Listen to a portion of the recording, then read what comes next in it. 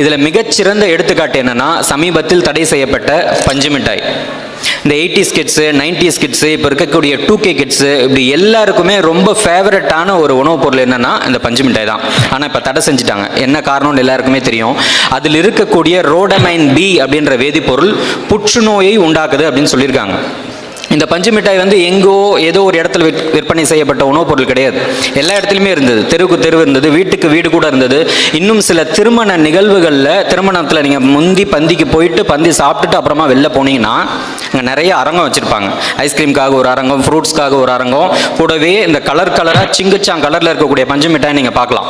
Rose colour சிங்குச்சான் மட்டும் பஞ்சு மிட்டாய் கிடையாது. பச்சை கலர் சிங்குச்சான், மஞ்சள் கலர் சிங்குச்சான், நீல கலர் சிங்குச்சான், இப்படி எக்கச்சக்கமான சிங்குச்சான் நிறங்களில் அந்த பஞ்சு மிட்டாயை நம்ம சாப்பிட்ருக்கோம், நம்ம குழந்தைகளுக்கு கொடுத்துருக்கோம். அது எல்லாமே செயற்கை நிறமி, அளவுக்கு மீறி பயன்படுத்தப்பட்டது என்பது மிக மிக வேதனைப்படக்கூடிய ஒரு விஷயம். ஆனால் அதுதான் நம்ம சாப்பிட்டுட்டு இருந்தோம்.